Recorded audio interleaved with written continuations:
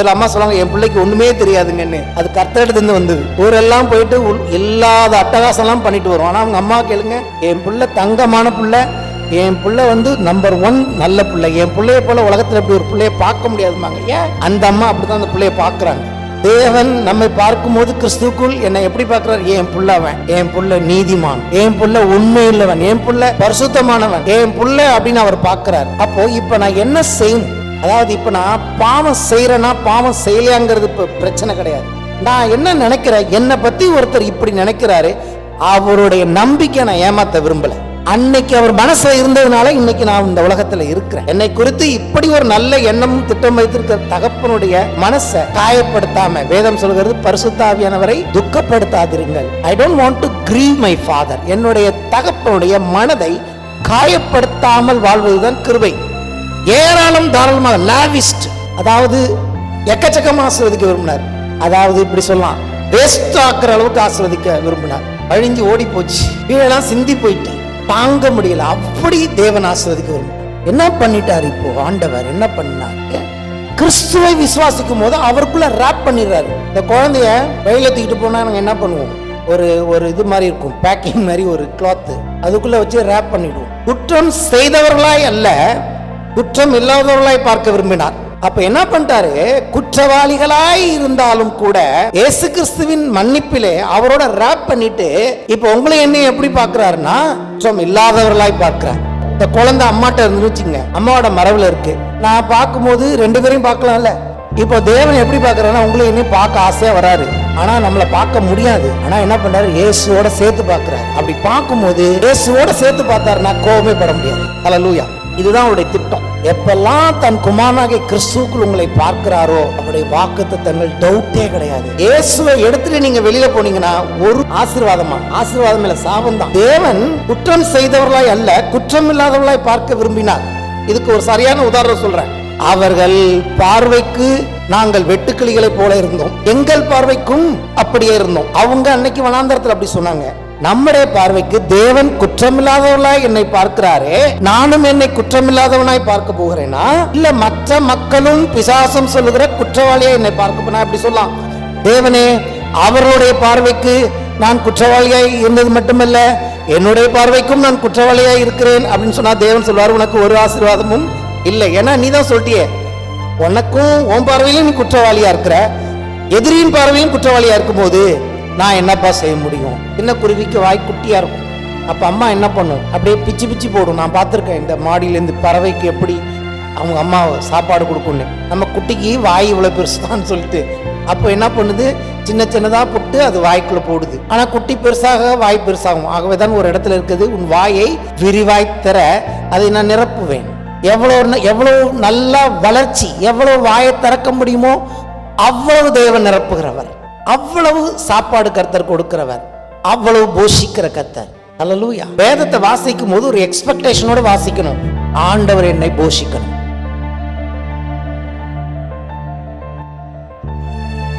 வாசிப்போம். 2 கொரிந்தியர் 1ஆம் அதிகாரம் 20 முதல் 22 வசனங்கள்.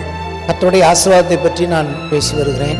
எங்களால் தேவனுக்கு மகிமை உண்டாகும்படி தேவனுடைய வாக்குத்தத்தங்கள் எல்லாம் கிறிஸ்து இயேசுவுக்குள் ஆம் என்றும் அவருக்குள் ஆமென் என்றும் இருக்கிறதே.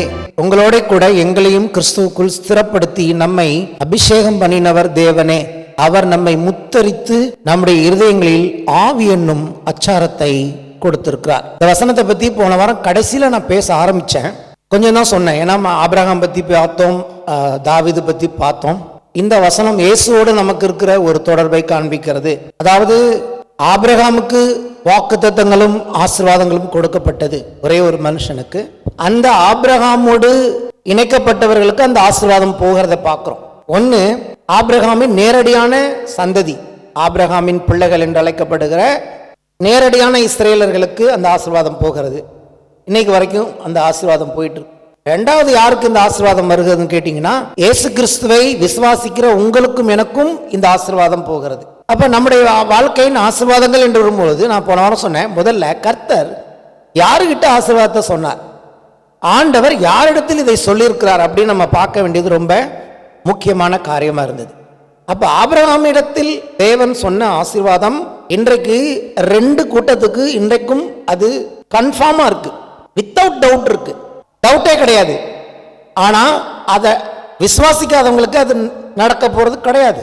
ஆனால் விசுவாசிக்கிறவர்களுக்கு அது நடக்கும். ஆனா அவங்க விசுவாசிக்கிறாங்க.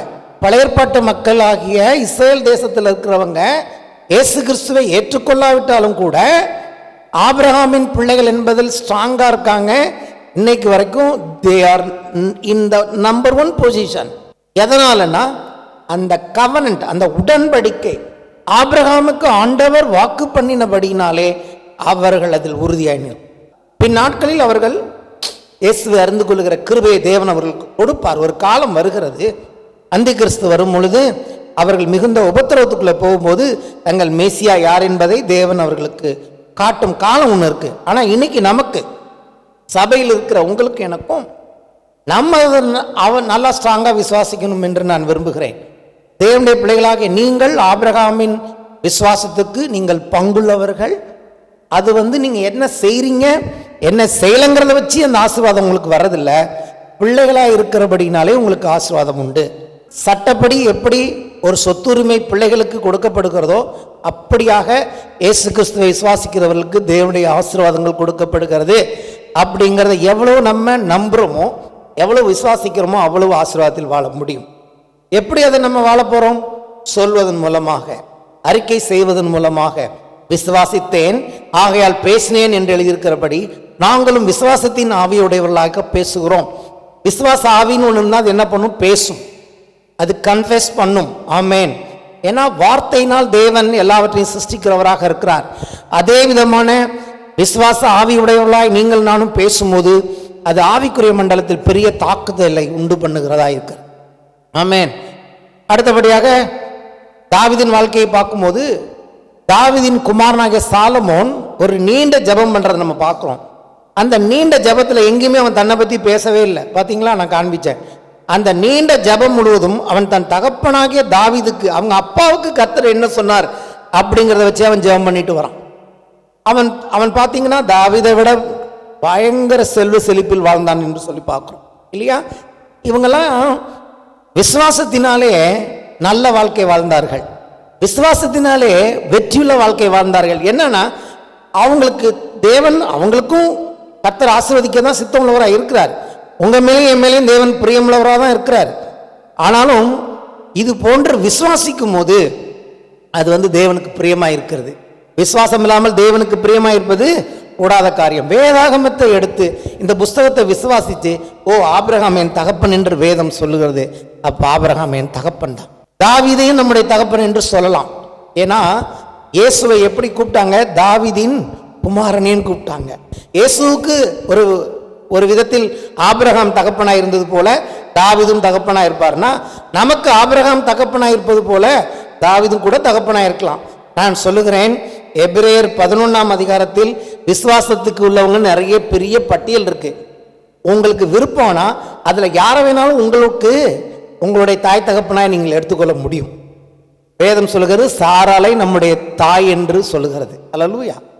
எருசலேமை நம்முடைய தாய் என்று வேதம் சொல்லுகிறது. அப்போ விசுவாசத்துக்கு அடையாளமாக இருக்கிற யாரையும் நீங்கள் தாயாய் தகப்பனாய் அவர்களுடைய சந்ததியாய் நீங்கள் விசுவாசிக்க ஆரம்பிக்கும் போது அவர்கள் என்ன விதமான விசுவாசத்தை கொண்டு ஜெயித்தார்களோ அதே விதமான விசுவாசத்தை கொண்டு நம்மால் ஜெயிக்க முடியும்.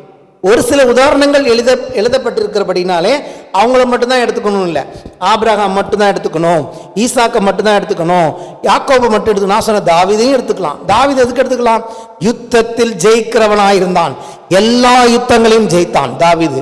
அப்ப என் தகப்பனாகிய தாவீதின் ஆவியை உடையவனாய் நான் இருக்கலாம் என்று சொன்னால் இந்த ஆவிக்குரிய யுத்தத்தில் பிசாசை முழுக்க முழுக்க தோற்கடிக்கிற ஒரு ஆவியை நான் பெற்றுக்கொள்ள முடியும். அப்ப வேதாந்தத்தை பார்க்கும்போது பழைய ஏற்பாட்டில் இருக்கிற பரிசுத்தவான்களை எல்லாம் பார்க்கும்போது விசுவாசத்தினாலே அவர்களுக்கு உள்ள விசுவாசத்தை நாமும் அவர்களுடைய விசுவாசத்தோடு நம்ம இணைத்து கொள்ளும் போது, ஒருவேளை எனக்குன்னு ஒரு தனிப்பட்ட விசுவாசம் இல்லாமல் இருக்கலாம், ஆனால் இன்னொருடைய விசுவாசத்தோடு நான் இணைந்து கொள்ளும் போது அவர்களுடைய விசுவாசத்தில் நான் பங்குள்ளவனாய் மாறும்போது அவர்களுடைய ஆசீர்வாதத்திற்கு நான் பங்குள்ளவனாக மாறுகிறேன். ஆமேன். அப்போ இங்க யாரு இன்னைக்கு நம்ம யாரை பார்த்துட்டு இருக்கோம்னா இயேசு என்னும் ஒருவரை பற்றி பார்க்க போகிறோம். ஆபிரகாமோடு இணைத்துக் கொள்வது நல்லது, சாராளோடு இணைத்துக் கொள்வது நல்லது, தாவீதோடு இணைத்துக் கொள்வது நல்லது, அப்போஸ்தலரோடு இணைத்துக் கொள்வது நல்லது. எல்லாம் இவை எல்லாவற்றையும் விட இயேசு என்னும் ஒருவரோடு இணைத்துக் கொள்வதை பற்றி இன்னைக்கு நான் பார்க்க போகிறேன். ஆமேன். ஏன்னு கேட்டீங்கன்னா இந்த வசனம் அப்பதான் புரியும். அதாவது என்ன சொல்றாரு, எங்களால் தேவனுக்கு மகிமை உண்டாகும்படி தேவனுடைய வாக்குத்தத்தங்கள் எல்லாம் இப்ப யாருக்குள்ள, இயேசு கிறிஸ்துவுக்குள் ஆம் என்றும் அவருக்குள் ஆமென் என்றும் இருக்கிறதே. இது உங்களுக்கு புரியாது, எவ்வளோ அழகா புரிய வைக்கணுமோ அவ்வளவா நான் புரிய வைக்க போகிறேன். உங்களுக்கு எவ்வளோ ஈஸியா நீங்க அதை வாழ்க்கையில் அபியாசப்படுத்துறோமோ அந்த அளவுக்கு நான் வேத வசனங்களை கொண்டு உங்களுக்கு போதிக்க விரும்புகிறேன். ஒரு சில வசனங்கள் நீங்க வாசிக்க விரும்புகிறேன். கலாத்தியர் 3ஆம் அதிகாரம் 6 முதல் 9 வசனங்கள். அப்படியே ஆபிரகாம் தேவனை விசுவாசித்தான், அது அவனுக்கு நீதியாக எண்ணப்பட்டது. அதாவது கர்த்தர் என்ன சொன்னாரோ அதை அப்படியே நம்பினா, அதே தேவன் அவனுக்கு என்ன சொன்னாரு, நீதியாக எண்ணினார் அப்படின்னு சொல்லிட்டு. ஆகையால் விசுவாச மார்க்கத்தார்கள் எவர்களோ அவர்களே ஆபிரகாமின் பிள்ளைகள் என்று அறிவீர்களாக. இங்க என்னன்னு கேட்டீங்கன்னா, நீங்கள் நானும் இயேசுவை விசுவாசிக்கிறோம், இயேசுவை நம்புறோம். அவர் எப்படி தேவனை அப்படியே நம்பினாரோ இப்ப நம்ம இயேசுவை தேவகுமாரன் என்று நம்புறோம். நம்முடைய ஆண்டவர், நம்முடைய இரட்சகர், நம்முடைய பாவத்துக்காக அவர் எல்லாத்தையும் செஞ்சு முடிச்சாரு, அவர் நம்புறோம். அப்போ நமக்கும் ஆபிரகாமுக்கும் அப்படித்தான் இந்த கனெக்ஷன் உண்டாகிறது. அவர்கள் ஆபிரகாமின் பிள்ளைகள் என்று அறிவீர்களாக.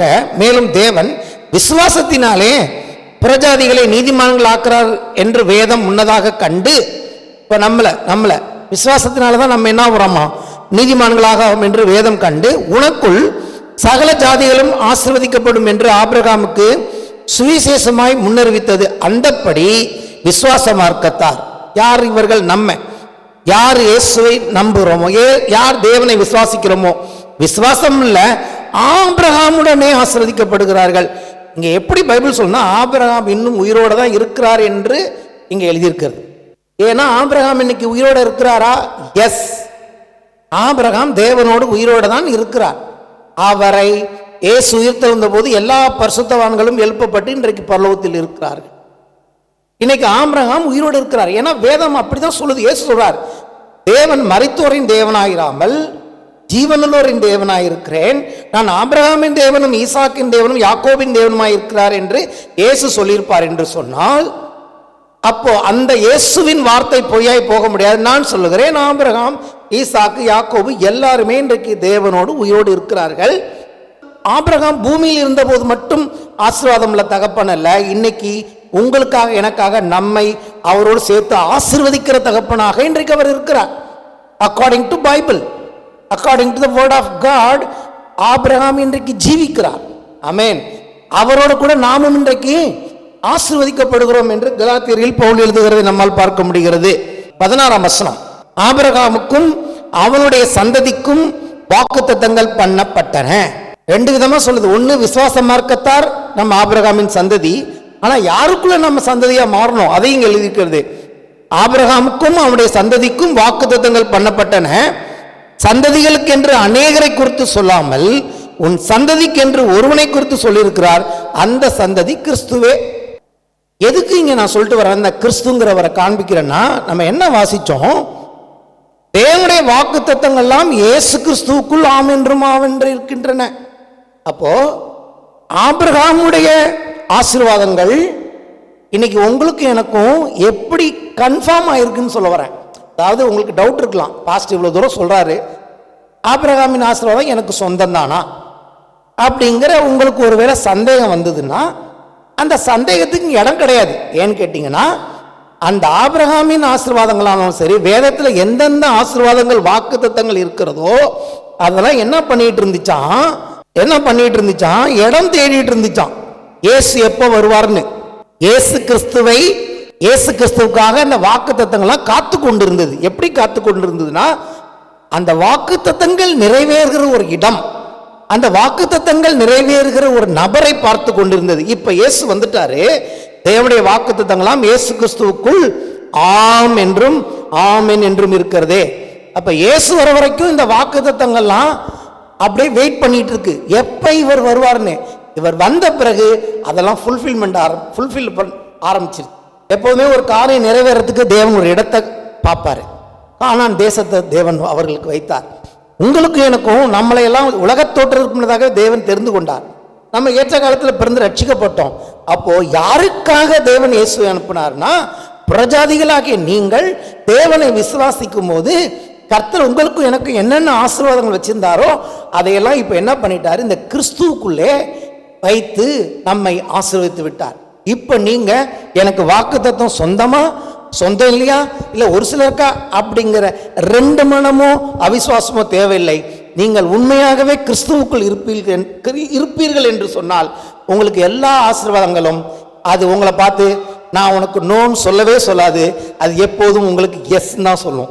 நீங்க எந்த ஒரு வாக்குத்தத்தத்தையும் போய் நான் சொல்லுகிறேன் இதன் அடிப்படையில் எந்த ஆசீர்வாதத்தையும் கூட உங்களுக்கு தான் டைம் இல்லை. நீங்க போய் அதை உரிமையாய் இயேசுவை விசுவாசிக்கிறபடினாலே, கிறிஸ்துவுக்குள் வைத்திருக்கிறபடினாலே நீங்கள் you can inherit, you can possess the blessings. நீங்கள் அதை நிச்சயமாய் அதை பெற்றுக்கொள்ள முடியும் என்பதற்காக தான் இந்த கன்ஃபர்மிட்டி ஆம் என்றும் ஆமென் என்றும் இருக்கிறது. அதுக்கு மேலே உள்ள அதான் 2 கொரிந்தியர் 1ஆம் அதிகாரத்தில் மேலெல்லாம் கொஞ்சம் வாசிச்சுப்பாங்க. நான் நேரில் முக்கியமான வசனத்தை அவர் எப்படி எழுதுறாரு தெரியுமா? அதாவது என்ன சொல்றாரு, இந்த கடிதத்தை எழுதும் போது நான் உங்கள் ஊருக்கு வந்துட்டு மக்கதனியாவுக்கு போயிட்டு இப்படி சொல்றாரு, இங்கே போகிறேன் அங்கே போகிறேன்னு சொல்றாரு. ஒரு ப்ரோக்ராம் சொல்றாரு, உங்களை பார்த்துட்டு அங்கே போகிறேன், அங்கே பார்த்துட்டு இங்கே போகிறேன் அப்படின்னு சொல்லிட்டு சொல்றாரு. நான் ஏதோ ஒரு ப்ரோக்ராம் சொன்னேன்னா வருவாரோ வரமாட்டாரோ அப்படிங்கிற எண்ணத்தில் நான் சொல்லலை. அவர் தன்னை பற்றி அவ்வளோ அருமையாக சொல்றாரு. இயேசுவோட கம்பேர் பண்ணுறாரு. கர்த்தருடைய அப்போஸ்தலனாகிய நான் ஒன்று சொன்னா சொல்லிட்டு போகலான்னு முடிவு பண்ணிட்டார். சொல்றாரு மாம்சத்தில் இன்னைக்கு இந்த ஊருக்கு போகலாம் அப்படின்னு நானே என்னுடைய சுயத்தில் முடிவு பண்ணிட்டு கொஞ்ச நேரம் கழிச்சு சரி போவேணாம் அப்படின்னு முடிவு எடுக்கிறவன்ல. ஏன்னா நான் மாம்சத்தில் வாழ்றவன்ல. இன்னைக்கு ஒன்று சொல்றது நாளைக்கு ஒன்று சொல்றது நான் சொல்ல மாட்டேன். உங்களை பார்க்க வர்றேன் அப்படின்னு சொல்லிட்டு நான் வந்துடுவேன் அப்படின்னு சொல்லிட்டு அதை கொண்டாந்து இயேசுவோட கம்பேர் பண்றாரு. இயேசு கிறிஸ்துக்குள்ள எப்படி வாக்கு தத்தங்கள்லாம் ஆம் என்றும் ஆமென் என்றும் இருக்கிறதோ, எப்படி கர்த்தருடைய வாக்கு தத்தங்கள் ஷியூரா இருக்குங்கிறதுக்கு அவர் தன்னை ஒப்புரிவார். எவ்வளோ அவருக்கு ஒரு தன் மேல ஒரு நம்பிக்கை பாருங்க. எப்படி ஆண்டவர் சொன்னா அது அப்படியே நடக்குமோ அப்படிதான் தேவனுடைய அப்போஸ்தலனாகிய நான் உங்களை பார்க்க வரேன்னு சொன்னா, ஒரு ப்ரோக்ராம் சொன்னா, ஒரு காரியம் சொன்னா அதை அப்படியே செய்வேங்கிற வாக்கு தத்தங்கள் வரும்போது என்ன பாருங்கிறாரு. வாக்குத்தத்தங்கள் உங்களுக்கு டவுட் இருந்தா என்ன பாருங்க, பவுலாகிய அப்போஸ்தலன் என்ன பாருங்க, நான் எப்படி உங்க சபையில உங்ககிட்ட நடந்துக்கிறேன், வரேன்னு சொன்னா வந்துடுறேனா, கரெக்டா வந்துடுறேனா, சொன்ன டயத்துக்கு இருக்கிறேனா, அப்ப நான் இயேசுவால் அனுப்பப்பட்ட நான் எப்படி இருக்கிறேனோ, இப்ப நான் இப்படி இருக்கிறேன்னா ஆண்டவர் எப்படி இருக்கிறாரு, அவருக்குள்ள எல்லா வாக்குத்தத்தங்களும் நீங்க டவுட் இல்லாம நம்பலாம். போயிட்டு உங்களுக்கு உண்டோ இல்லையோ நினைக்காதீங்க, நிச்சயமாய் உங்களுக்கு உண்டு என்று எழுதுகிறேன். சொல்றார், உங்களையும் எங்களையும் கிறிஸ்துவுக்குள் ஸ்திரப்படுத்தி நம்மை அபிஷேகம் பண்ணவர் யார்? தேவன். நாங்க ஒன்றும் ஸ்பெஷல் இல்லை. எங்களையும் தேவன் தான் அபிஷேகம் பண்ணாரு, உங்களையும் தேவன் தான் அபிஷேகம் பண்ணாரு. யாருக்குள்ள பண்ணாரு? கிறிஸ்துவுக்குள்ள ஸ்திரப்படுத்துகிறாராம். உங்களையும் என்னையும் ஸ்ட்ராங் பண்ற ஸ்ட்ரென்தன் பண்ணுகிறது யார் மூலமானா இயேசுவோடு சேர்த்து தான் தேவன் நம்மளை ஸ்ட்ரென்தன் பண்ணுகிறார். அப்போஸ்தலனாகிய நாங்களானாலும் சரி, விசுவாசிகளாகி நீங்களானாலும் சரி, நம்மை ஸ்திரப்படுத்துகிற ஒருத்தர் இருக்கிறார், அவர் இயேசு என்று எழுதுகிறார். அப்படின்னு சொல்லிட்டு அவர் நம்மை முத்தரித்து நம்முடைய இருதயங்களில் ஆவி என்னும் அச்சாரத்தை கொடுத்திருக்கிறார். அச்சாரம்னா என்னன்னு தெரியுமா? தமிழ் வேர்ட்ஸ் புரியாது நமக்கு, பழைய காலத்தில் உள்ளவங்களுக்கு புரியும். அச்சாரம் என்பது அட்வான்ஸ்னா புரியுது இங்கிலீஷ் வேர்டு, அதான் அச்சாரம். அல்லது இப்போ ஒரு நிச்சயதார்த்தம் என்ன பண்றாங்க, ஒரு மோதிரம் போட்டு ஒரு செயின் போட்டு இந்த பொண்ணு இந்த மாப்பிள்ளை நிச்சயம் பண்ணிட்டோன்னு ஒரு அச்சாரம் போட்டு போயிடுறாங்க, செயின் போட்டு போயிடுவாங்க இல்லையா? அதை போல இங்கே எழுதியிருக்கிறது, தேவன் நம்மை ஆசீர்வதிக்கிறார் என்பதற்கு, கர்த்தர் நம்மை ஆசீர்வதிக்க விரும்பினார், நம்ம வாழ்க்கையில் தொடர்ந்து செயல்பட போகிறார் என்பதற்கு ஒரு அச்சாரமா ஆவியானவரை கொடுத்திருக்கிறார். இப்ப எதுக்கு நமக்குள்ள ஆவியானவர் இருக்கார் தெரியுமா? டவுட் இல்லாமல் இருக்கிறதுக்கு. அப்போ தேவன் என்ன விரும்புகிறார்? ஆபிரகாமுக்கு டவுட் வராமல் இருக்கணுங்கிறதுக்கு என்ன பண்ணார்? சத்தியம் பண்ணார். ஆபிரகாமுக்கு வாக்கு தத்தங்கள் சந்தேகம் வரக்கூடாதுங்கிறதுக்கு சத்தியம் பண்ணார். ஆனா உங்களுக்கு எனக்கும் சத்தியம் பண்ணதில்லை. ஏற்கனவே தேவன் ஆபிரகாமுக்கு சத்தியம் பண்ணிட்டாரு, அதுக்கு பதிலா வேற ஒண்ணு கொடுத்திருக்கிறாரு, பரிசுத்த ஆவியின் அபிஷேகம். ஆமே, நாம் பரிசுத்த ஆவியானவரை பெற்றிருப்பது நோக்கம் என்ன தெரியுமா? நமக்கு ஒரு நிச்சயத்தை கொடுக்கும்படி, நாம் தேவனுடைய பிள்ளைகள் என்ற நிச்சயமும், தேவனுடைய வாக்குத்தத்தங்களுக்கு நாம் சுதந்திரமானவர்கள் என்ற நிச்சயமும், ஒரு துளி சந்தேகமும் இல்லாமல் கடுகளவு கூட சந்தேகம் இல்லாமல் தேவன் என்னை ஆசீர்வதித்திருக்கிறார் என்பதை நம்பும்படி தேவன் நமக்கு ஆவியானவரை கொடுத்திருக்கிறார். கைகளை தட்டி கர்த்தரை மேம்படுத்துவோம். இதே காரியத்தை இன்னும் கொஞ்சம், இப்ப நான் சொல்லிட்டு வர்ற காரியத்தை இன்னும் கொஞ்சம் ஸ்ட்ராங் பண்றார். இன்னொரு கடிதத்துல வாசிப்போமா? அங்கே இதுதான் சொல்லுகிறார். எபேசியர் 1 அதிகாரம் 3 முதல் 6 வசனங்கள். இயேசு சொல்லுகிறார், மனுஷன் அப்பத்தினால் மாத்திரமல்ல தேவனுடைய வாயிலிருந்து புறப்படுகிற ஒவ்வொரு வசனத்தை பிழைப்பான். இந்த வாசனம் என்ன பண்ணணும்? நான் படிக்கும் போது அது கர்த்தரோட வாயிலிருந்து எனக்கு வாய்க்குள்ள வரணும். ஒரு சின்ன பறவைக்கு எப்படி தாய்ப்பறவை ஒரு ஒரு ஒரு உணவை ஆகாரத்தை கொண்டு வந்து ஊட்டுதோ, அப்படி நான் வேதத்தை வாசிக்கும் போது என் தகப்பனாகி தேவன் ஒரு தாய்ப்பறவையை போல இதுலேருந்து எனக்கு கொஞ்சம் பிச்சு புட்டு எல்லாத்தையும் என்னால் முழுங்க முடியாதுல்ல. சின்ன குருவிக்கு வாய் குட்டியாக இருக்கும். அப்போ அம்மா என்ன பண்ணும்? அப்படியே பிச்சு பிச்சு போடும். நான் பார்த்துருக்கேன் இந்த மாடியிலேருந்து பறவைக்கு எப்படி அவங்க அம்மா சாப்பாடு கொடுக்குன்னு.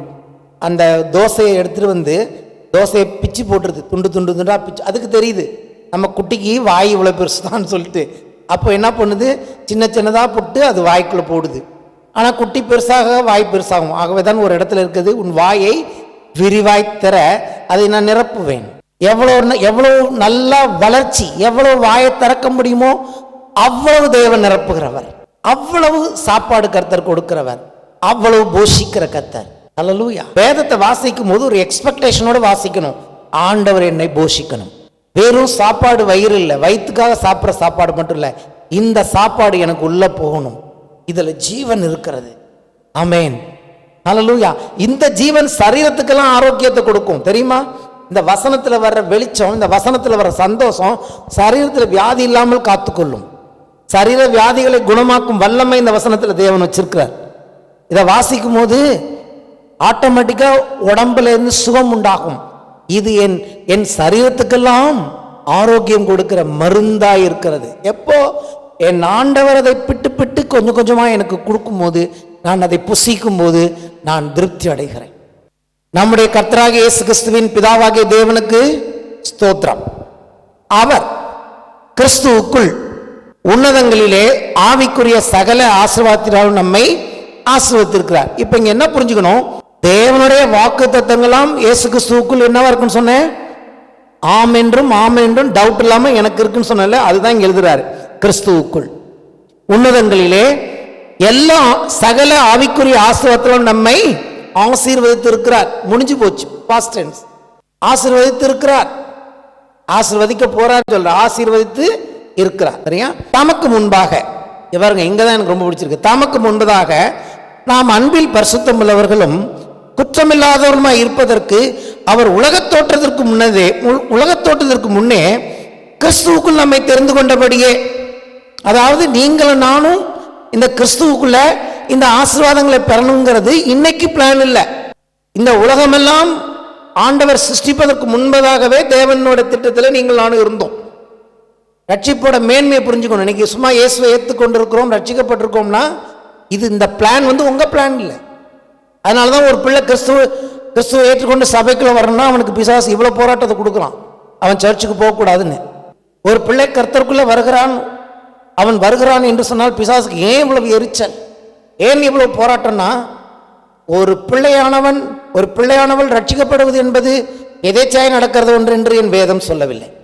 உலக தோற்றத்திற்கு முன்பதாக காணப்படுகிற இவைகள்லாம் வருவதற்கு முன்பதாகவே தேவனுடைய புஸ்தகத்தில் நீங்களும் நானும் இருந்தோம். There is a book in heaven. ஒவ்வொரு தேவனுடைய பிள்ளைகளும் என்றைக்கு பிறப்பார்கள், அவங்க என்னைக்கு கருவில உருவாவார்கள், அவர்களுடைய எலும்பு என்னைக்கு உருவாகும் என்று அவருடைய புஸ்தகத்தில் எழுதியிருக்கிறது. சங்கீதக்காரன் சொல்லுகிறான், என் கருவை உன் கண்கள் கண்டது, என் அவயவங்களில் ஒன்றும் உருவாவதற்கு முன்னதாகவே தேவரீர் அதை அறிந்திருந்தீர். என்னைக்கு எலும்பு உருவாகும் என்பதை பரலோகத்தின் தேவனானவர் அறிந்திருந்தார். எத்தனை பேர் நம்புகிறீர்கள்? கைகளை அசைத்து கர்த்தரை துதிப்போம். You are not an accident. You all were predestined before the creation of the earth and heavens. Hallelujah. நம்மை குறித்த ஒரு நல்ல எண்ணங்கள் வர வேண்டும். முதல்ல நம்மை குறித்த நாம் யார் என்கிற ஒரு அறிவு வேத வசனத்தின் அடிப்படையில் வந்தா நம்ம இந்த சீப்பான காரியங்களுக்கெல்லாம் போகவே மாட்டோம். நம்மை விலக்கி காத்துக் கொள்வோம். ஆமென். மட்டமான பேச்சு, மட்டமான சர்க்கம்ஸ்டன்ஸ், மட்டமான சூழ்நிலைகளுக்குள்ள நம்ம போகாம விலகி ஓடிடுவோம். we have to separate ourselves if we know who we are in Christ. நாம் கர்த்தருக்குள் யார் என்பதை அறிந்து கொண்டால் அதுதான் sanctification. பரிசுத்தமா இருக்குன்னா என்ன தெரியுமா? பரிசுத்தமா இருக்கு என்னன்னா நம்ம யாருன்னு தெரிஞ்சுக்கிட்டு அதுக்கு தகுந்த மாதிரி அதை விட்டு நம்ம விலகாதபடி காத்துக்கொள்வதுதான் பரிசுத்தம். பரிசுத்தங்கிறது வேற ஒன்றும் இல்லை, நான் யாருன்னு தெரிஞ்சு போச்சு, தேவனுடைய எப்படிப்பட்ட பிள்ளைன்னு எனக்கு தெரிஞ்சு போச்சு, அதுக்கு தகுந்த மாதிரி நான் வாழணும், அவ்வளவுதான். ஹல்லேலூயா. உலக தோற்றத்திற்கு முன்னதே கிறிஸ்துவுக்குள் நம்மை தெரிந்து கொண்டபடியே பிரியமானவருக்குள், அதாவது இயேசுவுக்குள் தாம் நமக்கு தந்தலின தம்முடைய கிருபையின் மகிமைக்கு புகழ்ச்சியாக தம்முடைய தயவுள்ள சித்தத்தின்படியே நம்மை இயேசு கிறிஸ்து மூலமாய் தமக்கு சுவீகார புத்திரராகும்படி முன்குறித்திருக்கிறார். நிறைய தமிழ் வேர்ட்ஸ் இருக்கு, அது என்ன சொல்றேன், கிருபையின் மகிமை, புகழ்ச்சி, தயவுள்ள சித்தம், கடைசி என்ன சொல்ற, சுவீகார புத்திரராகும்படி. எதுக்கு உலகத்தோடு முன்னாடி முன்குறிச்சாரு? பிள்ளைகளாகும்படி. அதை புரிஞ்சுக்க முடியுதா? சிம்பிளா அந்த பிள்ளைகளை என்னத்துக்காக அவர் தெரிஞ்சுக்கிட்டாருன்னா ஆசீர்வதிக்கணும்னு தெரிஞ்சுக்கிட்டார். இப்போ எப்படி இதை செய்ய முடியும்? அதான் முக்கியமான பாயிண்ட். அதாவது உலக தோற்றத்துக்கு முன்னதாகவே தேவன் உங்களை நீ தெரிஞ்சுக்கிட்டார். நிறைய ஆசீர்வதிக்கணும் மனசு ஃபுல்லா ஆசை, தேவனுக்கு நிறைய மனசு ஃபுல்லா ஆசை. என் பிள்ளைகள் ஏற்ற காலத்தில் பிறந்து வருவாங்க, அப்படி பிறந்து வரும்போது கிறிஸ்துவுக்குள்ள வரும்போது அவங்கள நான் நிறைய ஆசீர்வதிக்கணும். அது இங்கிலீஷில் வாசிக்கிறேன், ஓரளவு புரிஞ்சுக்க ட்ரை பண்ணுங்க. எஃபீசியன்ஸ் 1:3-6. Every spiritual blessing is the heavenly realm has already been lavished upon us as a love gift from our wonderful heavenly Father, the Father of our Lord Jesus, all because He sees us wrapped into Christ. This is why we celebrate Him with all our hearts, and in love He chose us before He laid the foundation of the universe. Because of His great love, He ordained us so that we would be seen as holy in His eyes with an unstained innocence. ஏராளம் தாராளமாக lavished, அதாவது எக்கச்சக்கமாக ஆசீர்வதிக்க விரும்பினார். அதாவது இப்படி சொல்லலாம், waste ஆக்குற அளவுக்கு ஆசீர்வதிக்க விரும்பினார். அழிஞ்சு ஓடி போச்சு, கீழெல்லாம் சிந்தி போயிட்டு தாங்க முடியல, அப்படி தேவன் ஆசீர்வதிக்க விரும்பினார். ஆனா நம்ம பாவிகளா இருக்கிறோம். என்ன பண்ணிட்டார் இப்போ ஆண்டவர்? என்ன பண்ணினார்? கிறிஸ்துவை விசுவாசிக்கும் போது அவருக்குள்ள ரேப் பண்ணிடுறாரு. இந்த குழந்தைய வெயில தூக்கிட்டு போனா நாங்கள் என்ன பண்ணுவோம், ஒரு இது மாதிரி இருக்கும், பேக்கிங் மாதிரி ஒரு கிளாத்து, அதுக்குள்ள வச்சு ரேப் பண்ணிடுவோம். ரேப் பண்ணிட்டோம்னா தூக்கிறதுக்கு எளிமையா இருக்கும். அல்லேலூயா. அப்படி என்ன பண்ணிட்டாரு, உங்களையும் என்னையும் இயேசுக்குள்ள வச்சு ரேப் பண்ணிட்டாரு. எதுக்கு இயேசுக்குள்ள வச்சு ரேப் பண்ணாருன்னா, அங்க இருக்கு பாத்தீங்களா, குற்றமில்லாதவர்களா இருப்பதற்கு. குற்றமில்லாதவர்களா இருப்பதற்கு நம்மளை பார்த்து எப்படி சொல்ல முடியும் நீங்க குற்றம் இல்லாதவர்கள்னு? அப்போ ஒரு வார்த்தை எனக்கு ஞாபகம் வந்தது, குற்றம் செய்தவர்களாய் அல்ல, குற்றம் இல்லாதவர்களாய் பார்க்க விரும்பினார். நீங்க எந்த தப்புமே செய்யலன்னு தேவன் பார்க்கல சொல்ல. நீங்களும் நிறைய தப்பு பண்ணினோம், நிறைய குற்றம் பண்ணினோம். தப்பு இல்லை, குற்றம். தப்பு வேற, குற்றம் வேற. Not mistake, it is crime. Criminals. தேவனுடைய பார்வையில் எல்லாம் நம்ம யாரு? பாவிகள் சொல்றோம்ல, அதை விட இன்னொரு வார்த்தை குற்றவாளிகள், கிரிமினல்ஸ். அப்போ குற்றம் செய்யவே இல்லைன்னு தேவன் பார்க்க விரும்பல, ஆனா குற்றம் இல்லாதவர்களாய் பார்க்க விரும்பினார். அப்ப என்ன பண்ணிட்டாரு, குற்றவாளிகளாய் இருந்தாலும் கூட இயேசு கிறிஸ்துவின் மன்னிப்பிலே அவரோட ரேப் பண்ணிட்டு இப்ப உங்களை என்ன எப்படி பார்க்கிறாருன்னா குற்றம் இல்லாதவர்களாய் பார்க்கிறார். நம்ம எப்படி குற்றம் இல்லாதவர்களாய் தேவன் பார்க்க முடியுதுன்னா, யாரோட நீங்கள் நானும் ரேப் பண்ணப்பட்டு இருக்கிறோம், கிறிஸ்துவுக்குள் நம்மை வைத்தபடினாலே அவர் வழியாய் உங்களை இப்படி நம்ம இப்படி சொல்றேன். இப்போ இந்த குழந்தை அம்மாட்ட இருந்துன்னு வச்சுங்க, அம்மாவோட மரவில் இருக்கு. நான் பார்க்கும்போது ரெண்டு பேரையும் பார்க்கலாம்ல, குழந்தைய மட்டும் பார்க்கலாம், இல்லை அம்மாவுடைய மடியில் இருக்க குழந்தையாவும் பார்க்கலாம். இப்போ தேவன் எப்படி பார்க்குறாருன்னா, உங்களை என்னையும் பார்க்க ஆசையாக வராரு, ஆனால் நம்மளை பார்க்க முடியாது. ஆனால் என்ன பண்ணுறாரு, இயேசுவோட சேர்த்து பார்க்குறாரு. அப்படி பார்க்கும்போது இயேசுவோட சேர்த்து பார்த்தாருன்னா கோபமே பட முடியாது. அல்லேலூயா. கையில் தட்டி ஆண்டவரை மேம்படுத்தும். என்னை பார்த்தா தேவனுக்கு கோபம், முன்னாடி நான் பாவி, தேவன் என்னை பார்த்தாலே அவருக்கு கோபம், கோபாக்கினி தான் போடணும், என் மேலே தண்டனை கொடுக்கணும் கர்த்தர். ஒவ்வொரு பாவியும் கர்த்தர் தண்டிக்கணும், என்னை பார்த்தா இப்போ தண்டிக்கணும். ஆனால் நான் இயேசுவோட போயிட்டப்போ இப்போ என்ன பண்ணுறாரு, பார்த்துட்டு என்னை ஆசீர்வதிக்க ஆரம்பிச்சிட்டார். இதுதான் அவருடைய திட்டம். உலக தோற்றத்துக்கு முன்னதாகவே வாக்கு தத்தங்களை கொடுத்து தன் குமாரனை அனுப்பி குற்றவாளிகளாக இருந்த நம்ம அவருக்குள்ள ரேப் பண்ணி இப்போ என்ன பண்ணுறாரு, பார்த்தாலே ஆசீர்வாதம் தான் கொடுக்க முடியும். எப்பெல்லாம் தன் குமாரனாகிய கிறிஸ்துவுக்குள் உங்களை பார்க்கிறாரோ அவருடைய வாக்குத்தத்தங்கள் டவுட்டே கிடையாது. இயேசுவை எடுத்துட்டு நீங்க வெளியில போனீங்கன்னா ஒரு ஆசீர்வாதம் இல்லை, சாபம் தான். இயேசு வெளியில இருக்கிற வரைக்கும் ஆசீர்வாதத்தை பத்தி நினைச்சே கூட பார்க்க முடியாது. இன்னும் சொல்ல போனா நியாய தீர்ப்பு, தண்டனை, சாபம், இதை தான் பார்க்க முடியும். அப்படிதான் நம்ம வாழ்ந்தோம். ஆனா இதை விட்டு கிறிஸ்துவுக்குள்ள வந்த பிறகு இப்ப என்ன பண்றார் தேவன்? அப்படி பார்க்கறதே இல்லை. எப்படி பார்க்கிறாருன்னா எப்படி ஆசீர்வதிக்கலான்னு பார்க்கிறாரு. ஏன்னா ஒருத்தர் உட்கார்ந்து இருக்கிறாரு, அவர் பேரே ஆசீர்வதிக்கப்பட்டவர், தேவகுமாரன். அவருக்குள்ள உங்களையும் நீ பார்க்கும்போது தேவன் ஒரு நாளும் டவுட் படவே முடியாது. ஆகவேதான் எழுதியிருக்கிறது, கிறிஸ்து இயேசுக்குள் எல்லா ஆசீர்வாதங்களும் ஆமென் என்றும் இருக்கிறதே. அப்ப நான் சொல்றேன், நீங்க எப்படி இன்னைக்கு உங்களை பார்க்குறீங்க? தேவன் குற்றம் செய்தவர்களாய் அல்ல, குற்றம் இல்லாதவர்களாய் பார்க்க விரும்பினார். இதுக்கு ஒரு சரியான உதாரணம் சொல்றேன். வனாந்தரத்தில் என்ன சொன்னாங்க? அவங்க போன வாரம் பார்த்தோம், சுத்தி பார்க்க போனாங்களா? கானான் தேசத்தை போய் வேவு பார்க்க வந்துட்டு என்ன சொன்னாங்க? அங்க இருக்கிற மக்களை பார்த்துட்டு, அவர்கள் பார்வைக்கு நாங்கள் வெட்டுக்கிளிகளை போல இருந்தோம், எங்கள் பார்வைக்கும் அப்படியே இருந்தோம். இந்த ரிப்போர்ட்டுக்கு ஆண்டவர் என்ன பண்ணாரு? நீ வந்து கானானுக்குள்ளே போக மாட்ட, செத்து போன்ட்டார் சொன்னாரா? இங்க நான் சொல்றேன், இன்னைக்கு அவங்க அன்னைக்கு வனாந்தரத்தில் அப்படி சொன்னாங்க. இன்னைக்கு உலகத்தை விட்டு கிறிஸ்துவுக்குள்ள வந்த நம்ம எப்படி சொல்ல போறோம்? நம்முடைய பார்வைக்கு தேவன் குற்றமில்லாதவனாய் என்னை பார்க்கிறாரே, நானும் என்னை குற்றமில்லாதவனாய் பார்க்க போகிறேனா, இல்ல மற்ற மக்களும் பிசாசம் சொல்லுகிற குற்றவாளியா என்னை பார்க்க போனா? இப்படி சொல்லலாம், ஆண்டவரே என்னுடைய பார்வைக்கு தேவனே அவருடைய பார்வைக்கு நான் குற்றவாளியாய் இருந்தது மட்டுமல்ல, என்னுடைய பார்வைக்கும் நான் குற்றவாளியாய் இருக்கிறேன் அப்படின்னு சொன்னா தேவன் சொல்வார், உனக்கு ஒரு ஆசீர்வாதமும் இல்லை. ஏன்னா நீ தான் சொல்லிட்டியே, உனக்கும் உன் பார்வையிலும் நீ குற்றவாளியா இருக்கிற, எதிரியின் பார்வையிலும் குற்றவாளியா இருக்கும் போது நான் என்னப்பா செய்ய முடியும்? ஆனா என் பார்வையில நீ குற்றவாளியா நான் உன்னை பார்க்கல. அவர்களை எப்படி பார்த்தார்? அவர்களை வல்லமையுள்ளவர்களாக தேவன் பார்த்தார். ஆனா அவங்க என்ன பண்ணிட்டாங்க? கர்த்தர் சொன்னதை நம்பாம அந்த எதிரிகளை பார்த்து பயந்து போகாம அங்கே போயிட்டாங்க.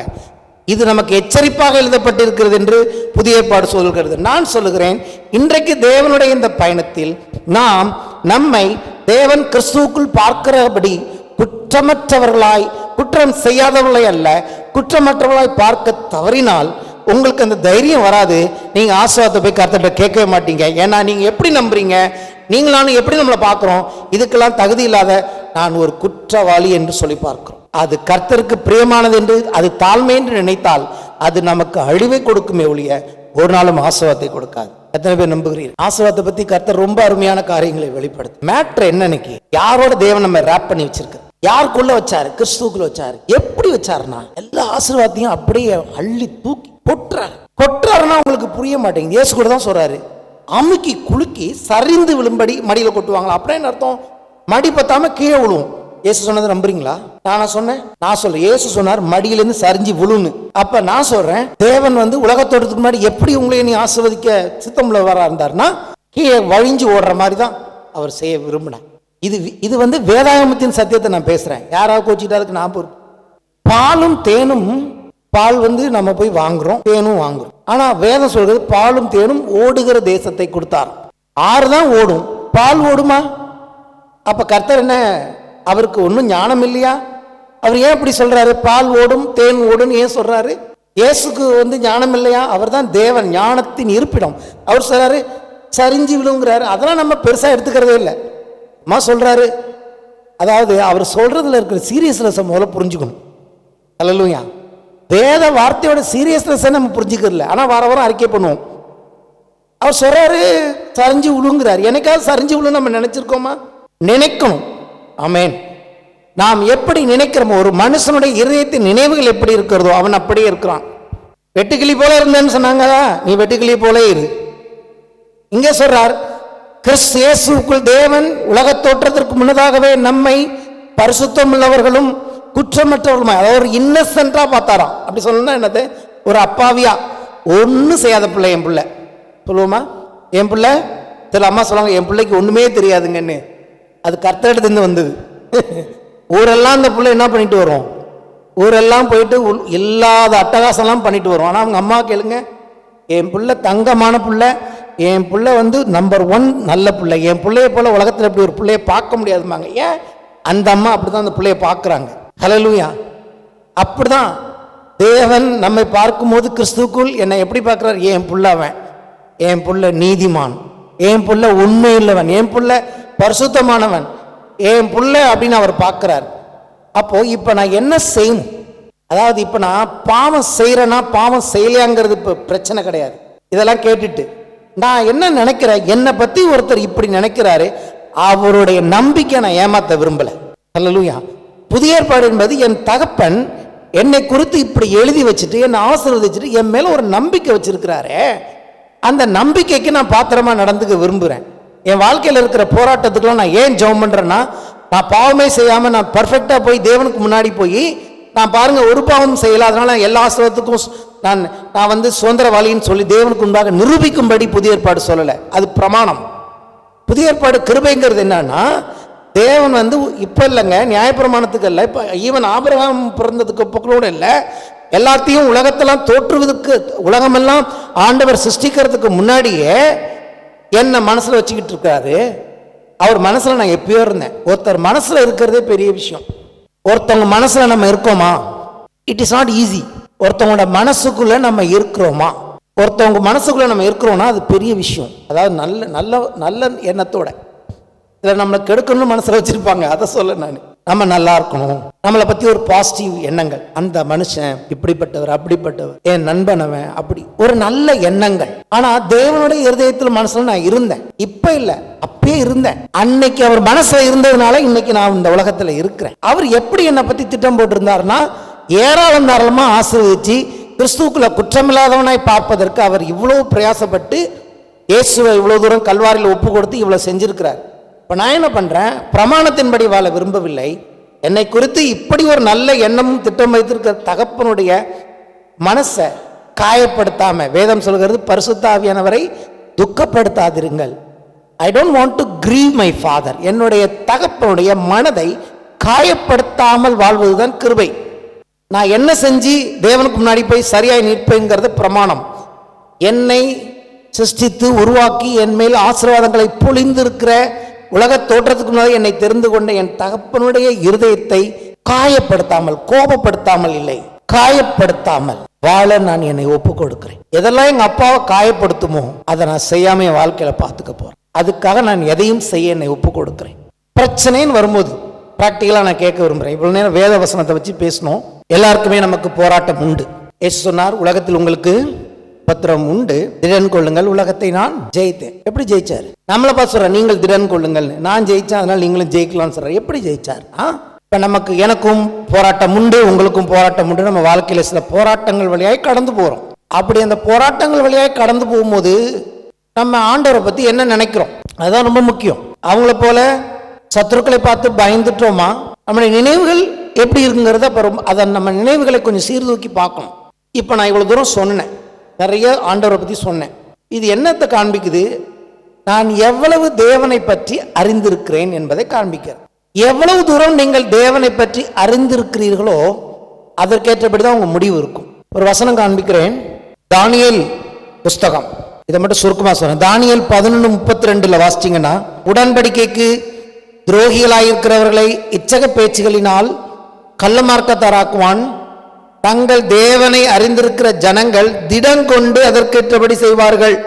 அதாவது பிசாசு எவ்வளவுதான் அவங்களுக்கு விரோதமான பேச்சை பேசி ஒரு சிலரை கள்ளமார்க்கத்தாரா மாற்றினாலும் கூட தேவனை அறிந்திருக்கிற ஜனங்கள், தங்கள் தேவனை அறிந்திருக்கிற ஜனங்கள் திடன் கொண்டு அதற்கேற்றபடி செய்வார்கள். ஆங்கிலத்தில் எப்படி வருகிறதுனா, but those who know their God will stand firm and valiantly resist. அவனை எதிர்ப்பார்கள். இன்னொரு மொழிபெயர்ப்பு சொல்கிறது, those who stay courageously loyal to their God will take a strong stand. courageously loyal to their God, தங்களுடைய தேவனுக்காக உண்மையாக இருக்கிறவர்கள் அதற்கேற்றபடி நின்று காரியங்களை செய்வார்கள். அதான் நான் சொல்றேன். எதெல்லாம் எதன்படி செய்வார்கள்னா, தேவனுடைய இந்த வார்த்தையை நான் இப்ப சொன்னனே, அவர் உலக தோற்றத்திற்கு முன்னதாகவே கிறிஸ்துவுக்குள்ள என்னை தெரிந்து கொண்டு என் மேல ஆசீர்வாதத்தை அள்ளி கொட்டி அவருக்குள்ள என்னை வச்சு என்னை குற்றமில்லாத நல்ல பிள்ளையாய் தேவன் என்னை பார்த்து பார்த்து மகிழ்கிறார் என்று அறிந்திருக்கிற ஜனங்கள், உபத்திரவமோ பிரச்சனையோ எனக்கு வருகிறது உங்களுக்கு வருகிறது போல வரும்போது அப்ப என்ன பண்ண மாட்டாங்க? பிரச்சனைக்கு ஏற்றபடி ரியாக்ட் பண்ணாம இதெல்லாம் அறிஞ்சிருந்தோம்னா அதற்கேற்றபடி நின்று தேவனுக்குள் தங்களை திடப்படுத்தி கொண்டு அதற்கேற்றபடி செய்வார்கள். என்ன எப்படி தேவன் இன்னைக்கு பார்த்துட்டு இருக்கிறார்? பிசாசு என்ன பண்ணுகிறான்? அங்கே கள்ள மார்க்கத்தார் ஆக்குவானோ இச்சக பேச்சினால. பிசாசோட பேச்சு என்ன பேச்சுதமா? இச்சக பேச்சுனா பொய், அப்படியே நம்புற அளவுக்கு பேசுவான். பேசி என்ன கள்ளமாக்க தேவனை விட்டு பிரிக்க பார்ப்பான். புரியுதுங்களா? ஒரு பிரச்சனையோ ஒரு போராட்டமோ வரும்போது அவன் பேசும் பேச்சுக்கள் என்ன பண்ணுது? உங்களை தேவனை விட்டு பிரிக்க. அப்ப யாரை பிரிஞ்சு போனா? சரியா தேவன் அறியாதவங்கள ஏமாத்திடலாம. ஆனா தங்கள் தேவனை நான் சொல்லுகிறது போல சரியாய் அறிந்திருப்பார்கள் சொன்னா அவன் எவ்வளவு பேச்சு பேசினாலும் சரி, அவன் எவ்வளவு போராட்டங்களை கொண்டு வந்தாலும் சரி, நான் இப்பயும் எனக்குள்ள பிரச்சனை இருக்கு, ஆனா என்ன தேவன் இயேசுக்குள்ள ரேப் பண்ணிட்டாரு, அவர் தன்னுடைய பார்வையை மாத்திக்கல, இப்ப இவன் பேசுறதுனால என் பார்வையை நான் மாத்திக்க கூடாது. அல்லேலூயா. எப்பயுமே என் பார்வையை நான் மாத்திக்க கூடாது. எப்போதுமே கிறிஸ்துவுக்கு நான் யார் என்கிற பார்வையை சூழ்நிலையை வச்சோ பிரச்சனையை வச்சோ நான் மாத்திக்க கூடாது. எப்பயுமே நான் அவருடைய பிள்ளையா தான் பார்க்கணும். என் வாழ்க்கையில என்ன வேணாலும் நடக்கட்டும், ஆனாலும் தேவன் என்னை கிறிஸ்துக்குள்ள ரேப் பண்ணதான். கர்த்தரை இப்பொழுது மன்னிக்க தயாரா இருக்கிறார். கர்த்தர் இப்பொழுது நான் ஆண்டவரேன்னு வந்து சொன்ன என் கையை தூக்கி என்ன தூக்கி விட அவர் உண்மையில தகப்பனா இருக்கார். எந்த பிள்ளை 7 வாட்டி விழுந்தாலும் தகப்பன் தூக்குறான். அங்க எழுதியிருக்கிறது, நீதிமான் 7 தரம் விழுந்தாலும் கர்த்தர் அவனை எழுப்ப வல்லவராயிருக்கிறார். நீ நீதிமான் சொன்னா நீ தேவனுடைய பிள்ளைன்னா விழுந்து போறதை பத்தி பயப்படாத. விழுந்து போய் கிடக்கிறத விட தூக்கி விடுகிற தேவனத்தில் ஓடி வந்து விடு. நான் விழுந்துட்டேன். ஒரு சம்பவம் எனக்கு ஞாபகம் வருது. விளைச்சல்ல ஒரு நாள் நைட் ஷூட்டு பார்த்து தூங்கிட்டு இருந்தேன். நிஜமா நடந்த சம்பவம்.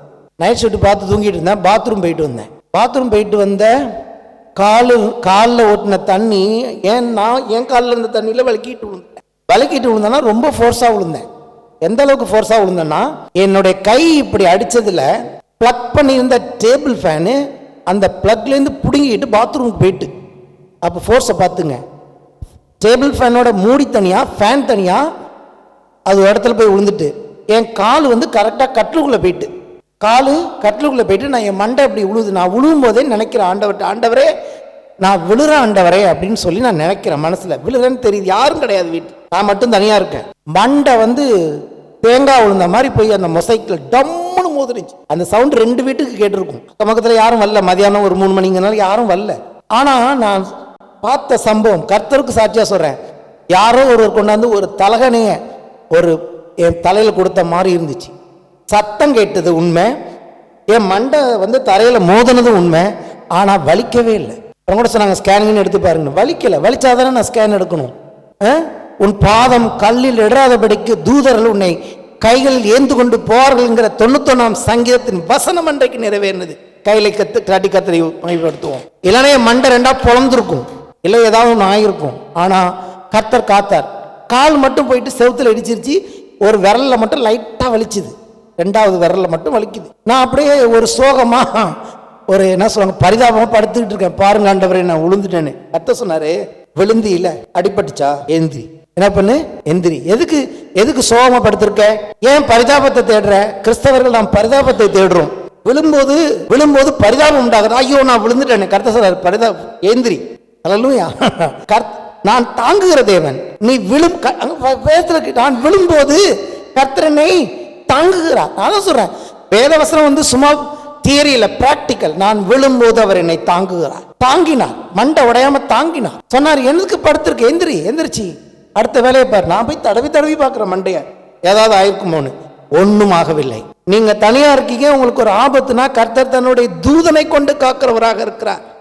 நான் ஆராதிக்கிற தேவன், நான் பிரசங்கிக்கிற தேவன் ஜீவன் உள்ளவர். அவர் வாக்கு தத்தம்லாம் உண்மை. அவர் சொல்லியிருக்கிறதுலாம் சத்தியம். அதை விசுவாசிக்கிறவங்களுக்கு அப்படியே அவர் செய்வார். நான் இதெல்லாம் ப்ரிப்பேர் பண்ணவே இல்லை. ஆவியானவர் எனக்கு ஞாபகப்படுத்தி இதெல்லாம் சொல்ல வைக்கிறார். எதுக்கு சொல்லுகிறேன்? தங்கள் தேவன் யார் என்று அறிந்திருக்கிறவர்கள் திடன் கொண்டு தைரியம் கொண்டு அதற்கேற்றபடி தொடர்ந்து அவர் வைத்திருக்கிற வாழ்க்கையில் வாழ்வார்கள். ஆனால் தேவனை குறித்த அறிவு இல்லைன்னு சொன்னா பிசாசு என்ன பண்ணுவான்? பேசி உங்களை கள்ள மார்க்கத்துக்குள்ள கொண்டு போய் தேவனை விட்டு பிரித்து விடுவான். ஸோ தேவனை அறிகிற அறிவு ரொம்ப முக்கியம். ஆகவேதான் பவுல் எழுதுகிறார், தேவனை அறிகிற அறிவுக்கு விரோதமாய் எழும்புகிற எல்லா எண்ணங்களையும் நீ சிறைப்படுத்த வேண்டும். கர்த்தருக்கு விரோதமா பிசாசு என்னென்ன எண்ணங்களை உங்களுக்குள்ள கொண்டு வரானோ அதெல்லாம் எதுக்கு தெரியுமா? நீங்க ஆசீர்வதிக்கப்படக்கூடாது. நீங்க கிறிஸ்துவுக்குள்ள இருக்கீங்க, ஏற்கனவே தேவன் எல்லாத்தையும் கொட்டி வச்சிருக்கிறாரு. இந்த கொட்டி வச்ச ஆசீர்வாதத்தை நீங்க அனுபவிக்க கூடாது, உங்க குடும்பம் நல்லா இருக்கக்கூடாது, உங்க பிள்ளைகள் மனைவி நல்லா இருக்கக்கூடாதுன்னு சொல்லிதான் அவன் இவ்வளவு போராட்டங்களை கொண்டு வரும். இப்போ எப்படி பார்க்க போகிறோம், யாருக்கு இடம் கொடுக்க போகிறோம் என்பது நம்முடைய கருத்தில் இருக்கிறது. நிறைய பேசலாம், இன்னும் பேசணும். எழுந்து நிற்போம்.